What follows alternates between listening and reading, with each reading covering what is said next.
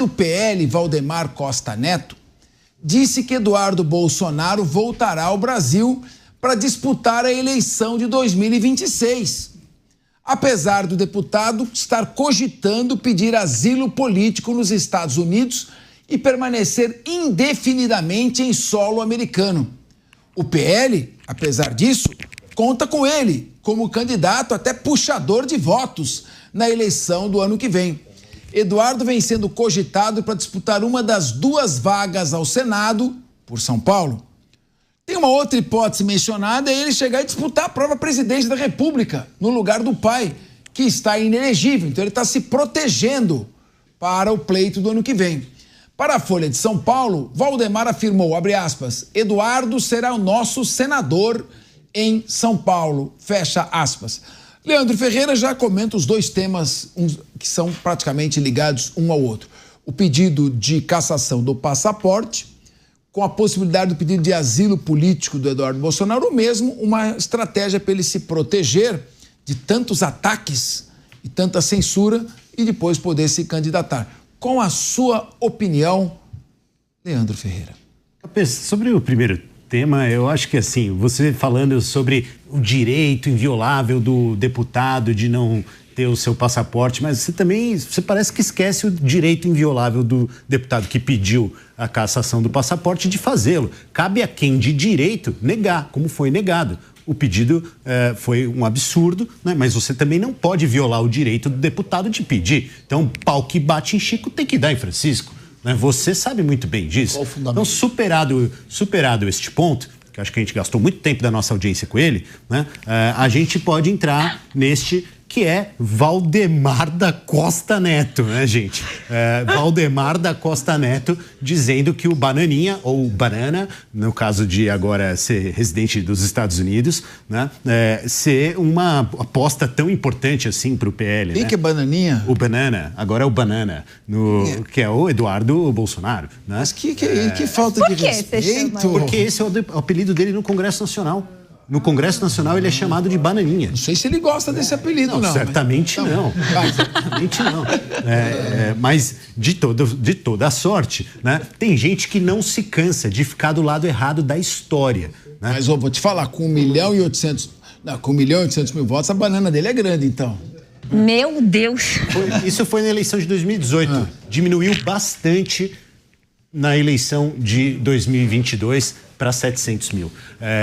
Então, eu acho que a gente tem que avaliar o seguinte, tem gente que não se cansa de ficar do lado errado da história. Já não basta, né, ficar ao lado do pai, que é o lado errado da história no Brasil, daqueles que defendem o humanismo, daqueles que defendem ampliação de direitos, daqueles que defendem uma cultura aberta, diversa, respeitosa e democrática, quer ficar do lado do Trump, que é o outro que está jogando o mundo para baixo, ao invés da direção certa, que é para frente. Muito bem. Leandro Ferreira deu sua opinião, me deu um puxão de orelha. Aqui o programa é democrático. Cada um fala o que quer, tem a sua opinião e ninguém está isento de tomar uma chapuletada, nem o âncora, embora eu discorde dele. Eu queria ouvir você, Ana Beatriz. Capês, eu queria só fazer um último comentário a respeito desse tema, porque tanto eu quanto o Leandro defendemos o fato de que o deputado poderia fazer esse pedido, porque ele pode fazer qualquer tipo de pedido e cabe à corte analisar. Você já falou. Porém, é lamentável que se perca tempo de um parlamentar, que se perca dinheiro público para fazer um pedido como esse. Nós hoje estamos com problemas muito mais sérios no país para esse coleguinha perder tempo com uma barbaridade dessa. Parabéns. Aí deu uma tucanada, porque você pareceu que ia para um lado, foi para o outro, bateu nos dois. Gostei de ver, parabéns. Obrigada. Por isso que eu gosto de você aqui. Você traz o ponto da razão. Porque já ensinava São Tomás de Aquino. In medius virtu. A virtude está no meio, está no equilíbrio. Certo? Esse é o ideal. Muito obrigada. Saudade dos tucanos. Eu queria ouvir você, meu querido Sérgio Zagarini. Ainda em relação à questão de Eduardo Bolsonaro, ele, sem sombra de dúvidas, ele ganha o capital político do pai, desde que o pai sinalize que ele será o seu candidato. Mas eu ainda acredito ser muito difícil, porque a configuração das eleições de 2026, elas passarão muito pelo Senado, porque nós elegeremos 2 senadores.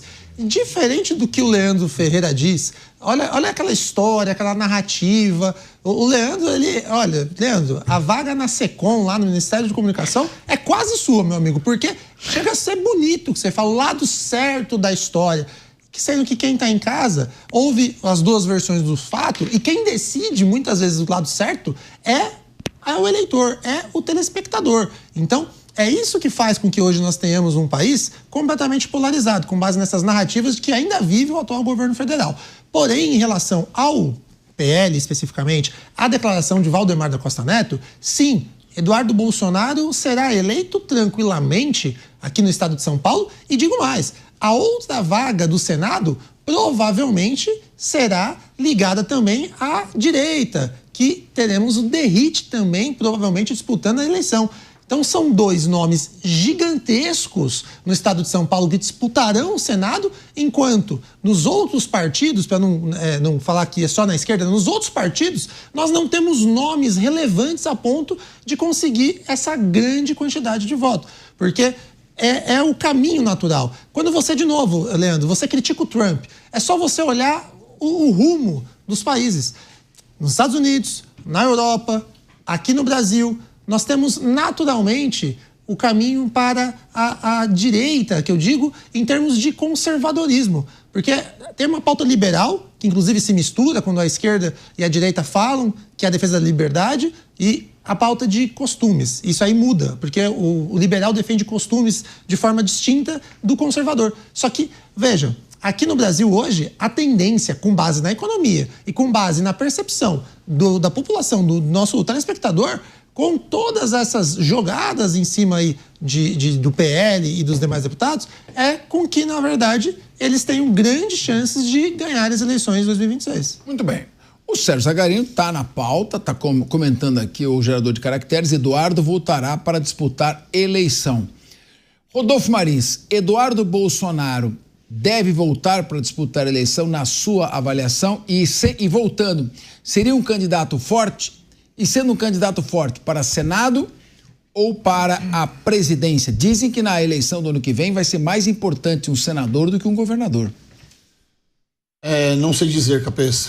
Sinceramente, não sei te responder. Se ele deve voltar ou não, para mim não deveria nem ter ido, sabe? Existem várias prerrogativas aqui que me fazem entender de que eu não deveria falar muito sobre, porque talvez as pessoas que estão em casa queiram que eu defenda somente e eu tenho uma ideia muito embasada no direito, sabe? Então é muito difícil a gente analisar esse caso, porque só quem sabe o porquê ele foi para os Estados Unidos é ele. Qualquer outra coisa que a gente pensa aqui é especulação. Mas essa fala do Valdemar Costa Neto já traz alguns indícios pra gente de que essa ida dele já estava premeditada. Uma vez que ele fala que ele voltará para São Paulo para concorrer às eleições como senador, não como presidente, porque na cabeça deles Bolsonaro vai ficar disposto, né, elegível para a próxima eleição. Ele volta para senador. E óbvio que é um grande nome para o Senado brasileiro. Óbvio que é um grande nome. Não só por carregar o sobrenome do pai, mas por ser um excelente político. Agora, se ele deve voltar, eu não sei te dizer isso. Olha, o fato é que eu ouvi dizer aqui, no lado certo da história, não sei se foi o Sérgio Zagarino ou o Leandro Ferreira, o lado certo da história, muitas vezes, se leva 4, 5 décadas para se definir. A história só é compreendida dentro do seu contexto após um determinado período. A história está, como diz Heráclito, está em constante mudança, em constante transformação. Mas, Capês, posso um ponto? Por favor.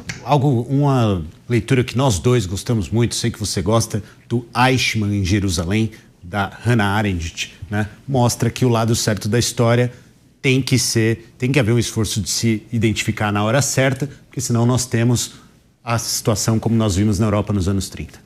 Como ensinava Maquiavel, só existe justiça entre forças equivalentes. Quando as forças são diferentes, distantes, assimétricas, o mais forte ensina aquilo que é justo. E muitas vezes, se a Alemanha nazista tivesse ganho a guerra, sob um regime autoritário, nenhum de nós estaríamos criticando o nazismo, porque seria feita uma lavagem cerebral. Por isso que eu digo, o tempo é o senhor da razão.